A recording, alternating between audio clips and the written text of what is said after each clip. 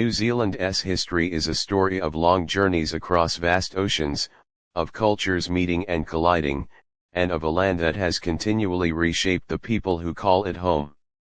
Isolated in the southwestern Pacific Ocean, these islands developed one of the world's most distinctive human histories, one defined by exploration, resilience, and transformation.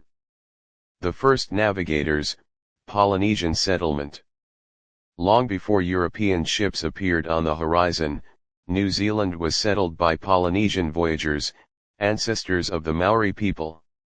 Sometime between the 13th and 14th centuries, these skilled navigators crossed thousands of kilometers of open ocean in Aotearoa double-hulled canoes guided by the stars, ocean currents, and ancestral knowledge passed down through generations.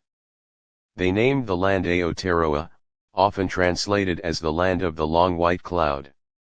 When they arrived, New Zealand was uninhabited, rich with dense forests, abundant bird life, and unfamiliar landscapes shaped by volcanoes, glaciers, and earthquakes.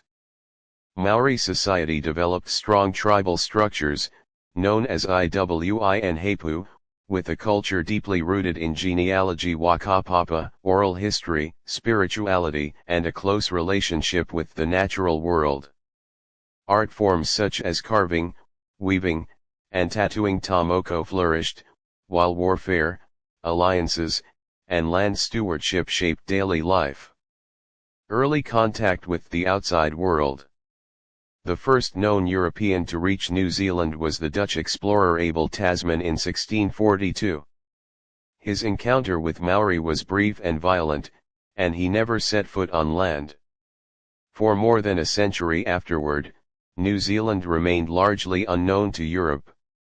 That changed in 1769 when British explorer Captain James Cook arrived.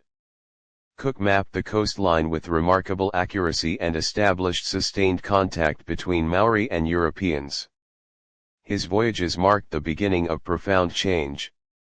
European sealers, whalers, traders, and missionaries soon followed. They brought new technologies, written language, Christianity, and global trade, but also disease, muskets, and social disruption. The introduction of firearms dramatically altered Maori warfare, leading to the musket wars of the early 19th century, which caused widespread displacement and loss of life among tribes. The Treaty of Waitangi and British rule. By the 1830s, growing European settlement raised concerns about lawlessness and land ownership. In 1840, representatives of the British Crown and many Maori chiefs signed the Treaty of Waitangi, a document intended to establish British governance while protecting Maori rights and authority. However, the treaty existed in both English and Maori versions, and the differences in translation led to deep misunderstandings. While the British believed sovereignty had been transferred to the Crown, many Maori believed they had retained authority over their lands and affairs.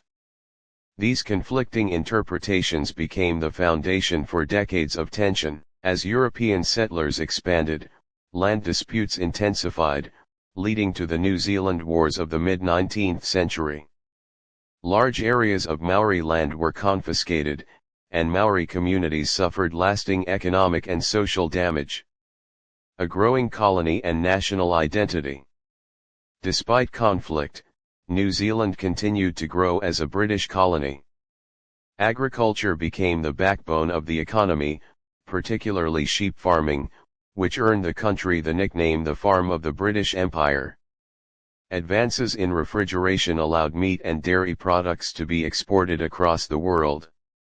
In 1893, New Zealand made history by becoming the first country to grant women the right to vote, signaling a progressive streak that would become part of its national identity.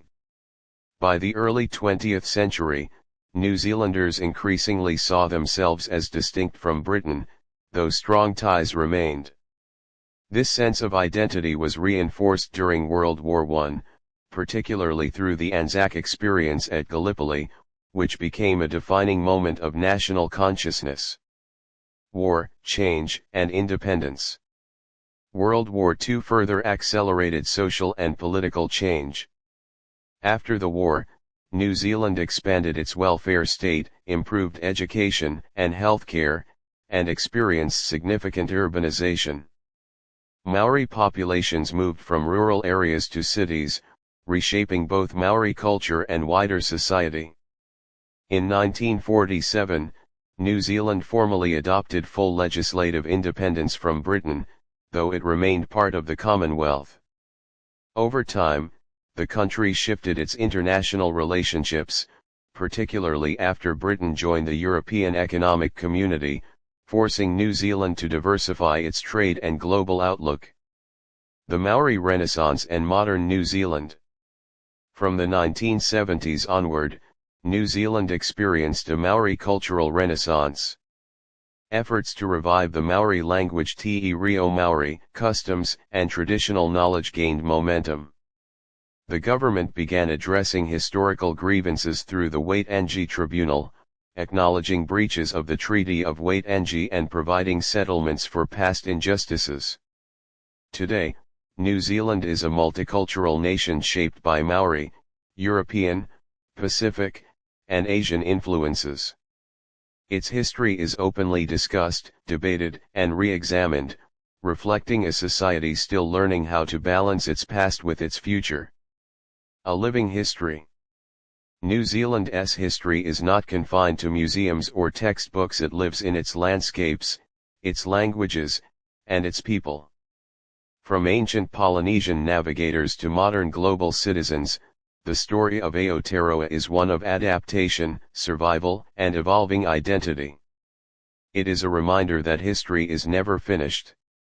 It continues to unfold, shaped by memory, justice, and the enduring connection between people and the land they call home. Please like, share and subscribe my channel. Thanks.